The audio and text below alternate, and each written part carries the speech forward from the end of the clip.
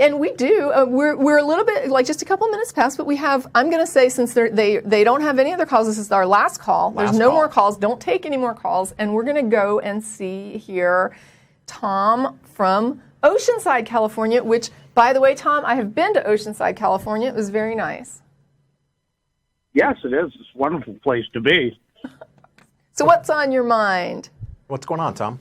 Well, hi, Phil. I like you on there. Oh, thank you. Oh, we all like Phil. I think I'm never going to come back after they're going to boot me off the show. Okay, well, don't do that. Tracie, I'm infatuated with you, and what I was hoping you guys could help me with was in speaking to a theist friend of mine who claims that God sent her here from England. Wow. She proclaims what's a miracle and what isn't. Oh. I proposed to her as, yes. The other night at a dinner, she says, oh, that was a miracle. And I asked her, well, that's not that big a thing. Aren't miracles reserved for exciting things? She still said, no, it was a miracle, but I digress. I asked her, why would her God let little children suffer and die, say in Africa or wherever there's, strife? And she said, well, that's because men have free will. Free will, yeah. Now, see, so why do they earthquakes? Still free will. I mean, it's always free will. But now, see, I would be... Earthquakes must have free will. So God can't interfere. I'm a little more snarky, if you may have figured out by this episode. I would tell her that God talks to me, and he said that was not a miracle. Oh, and well, now, he's an atheist. Right, but you've been converted. Hallelujah. And you're still an atheist, but God talked to you, and God said that's not a miracle. And she goes, well, that's silly. You can't just claim that. Really? You can. Why can't I?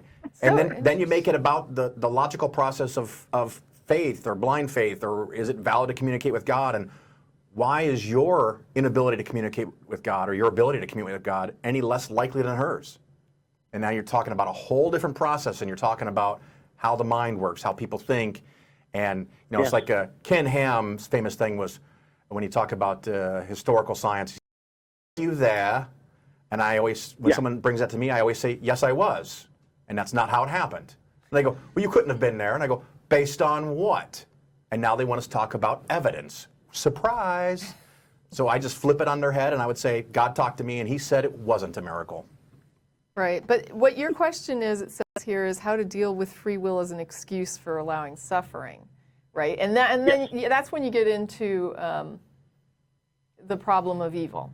Now, the problem of evil, as we all know, is not an argument that demonstrates no God exists or that God doesn't exist. What it demonstrates is your God is an asshole. So what she's telling you is that she believes in a God, and I assume she worships this God, right? I mean, is she like happy about her God? No, well, yeah, everything but the Old Testament. Yeah. Okay, so in other words, what she's saying is, I love this who believes that the free will of a rapist is more important than the free will of the child being raped. That I think that it's worth it to let a child be raped because I really, really put a high value on a rapist's free will. And Tom, another question and another idea, and I've heard this show many times, is ask her, when she dies, does she get to go to heaven? And if she goes to heaven, will she be happy? And she'll probably say yes. And you say, will you be able to choose and do anything you want while you're in heaven? And she'll say yes. And you say, so you're basically saying you'll have free will in heaven. Mm-hmm. So you have free will in heaven. And nobody's being raped. And no one's being hurt. So you can do anything you want and no one gets hurt. Yeah. If God has that power in heaven, he must have that power on earth. So he chose not to set that condition on the toggle switch, which means he's a dick. Yeah, and I mean, it's so interesting how, though, they parse the free will, right? So if they, like, for example, I have never had, ever in my life, the slightest desire to rape anyone. So why couldn't God make everyone like me? Like, do I have a limited free will, right?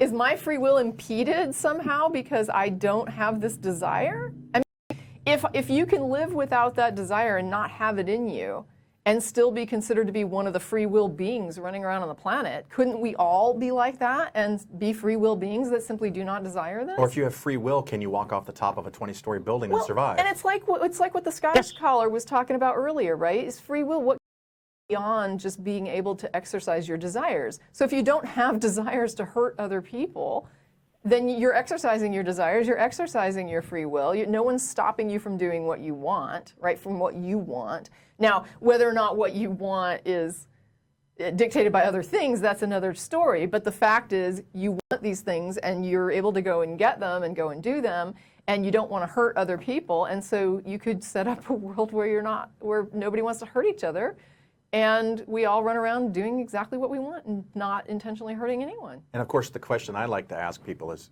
could God have made the world in such a way that have free will and not suffering? And if they say no, then he's not all-powerful. Right. If they say yes, then well, why didn't he? You know, it's a constant thing. So there's multiple ways to come at it. And, is your God all-powerful? Is your God all-benevolent? Is your God, what is it? All knowing, yeah. So do you know? Does he know about suffering? Does he care about it? Does he want to? Does he want to stop it? And if he doesn't, then again, it's like then you're just worshiping a God who knows about it and doesn't care. Yep. And if the answer is, you know, he's going to sort it out at the end, it's really not, because if that rapist finds Jesus, so it's not sorted out. It doesn't. It's not a system of balance, right? It's like a weird system. Well, and I once had a Christian ask me, I said, well, if you don't believe in punishment in the afterlife, what do you do with that child rapist? And I said, you imprison them, you lock them up. It gives us all the more motivation to solve the problem here, today, because that's the only option we have. Letting it happen and letting people suffer is a Christian worldview. Fixing it is a humanist, is a secular worldview, because we are the only ones who can solve problems, and we need to do that. But once you believe it just happens because it happens, why do you solve it? And quite frankly, if God has a plan, why do you pray? Who the fuck do you think you are to change God's will? I mean, if he's got a plan, why do you think he's going to change it for you? I live with a Baptist who I posed that to, and he had he danced around it. He had no answer to it. Yeah. It should be really easy. If God exists, he can show up. I mean, the last time he showed up was on a piece of toast. That's all he's got. Oh, you clearly saw the dog butt. Yeah, he's pretty weak. Well, I don't know if that's better.